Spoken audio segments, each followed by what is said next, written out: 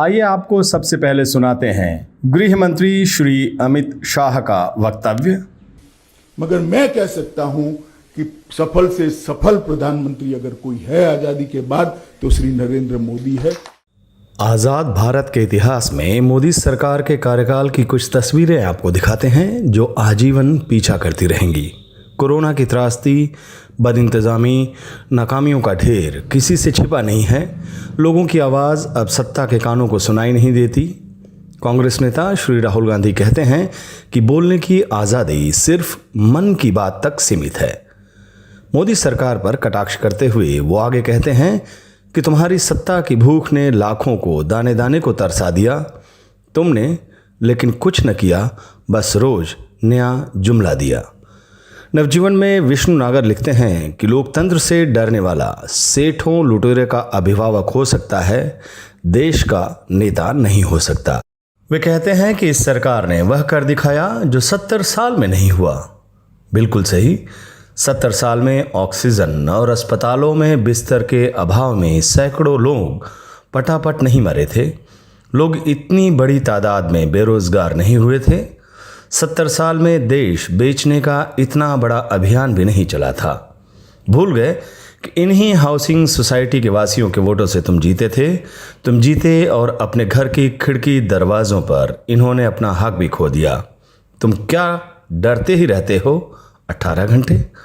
किसानों के आंदोलन से डर, धरनों प्रदर्शन से डर, बौद्धिक और कवियों से डर, फिल्मों से डर, स्टैंड अप कॉमेडियन से डर, छात्रों से डर, बहस से डर, सूचना के अधिकार से डर, बोलने से नहीं मगर सुनने से डर। यहाँ जिसका जिक्र हो रहा है वो सब जानते हैं। श्री राहुल गांधी कहते हैं कि सच से, सवालों से, कार्टून से वह सबसे डरता है। कोई मुस्लिम पत्रकार दलितों पर अत्याचार की घटना की कवरेज करने जाए तो उसकी कलम की सच्चाई से डर, जनता का पैसा जनता पर खर्च करने से डर।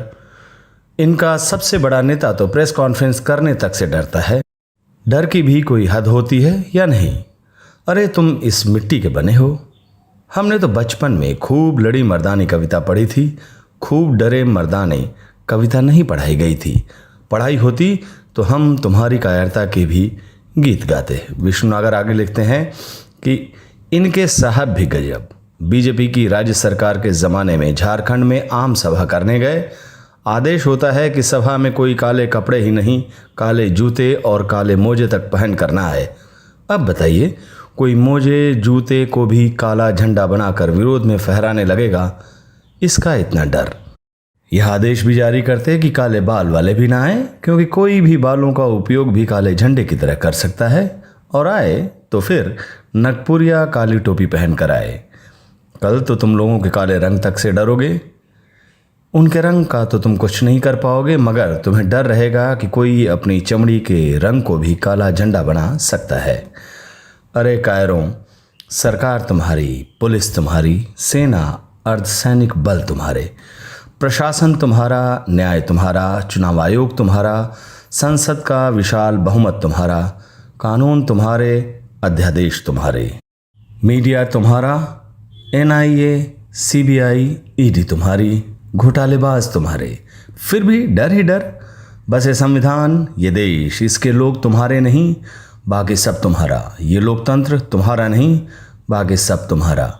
प्रकृति किसी की भी नहीं होती, वरना मौसम, हवा, सूरज, चांद, आकाश भी तुम्हारा हो जाता बेच खाने के लिए।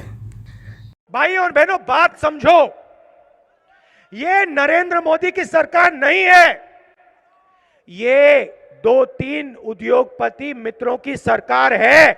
इतना डर है तो घर बैठो। माल मत्ता तो खूब है तुम्हारे पास, तुम भी चैन से, हम भी, मगर तुम्हें तो सब कुछ अपनी मुट्ठी में चाहिए।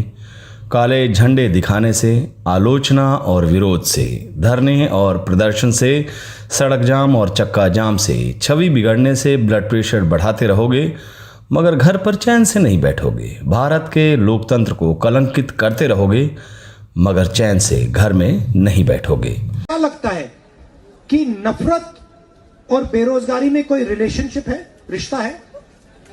I will answer the question. नफरत और बेरोजगारी में डायरेक्ट कनेक्शन है। अगर नफरत बढ़ेगा, बेरोजगारी बढ़ेगी। अगर बेरोजगारी बढ़ेगी नफरत बढ़ेगी।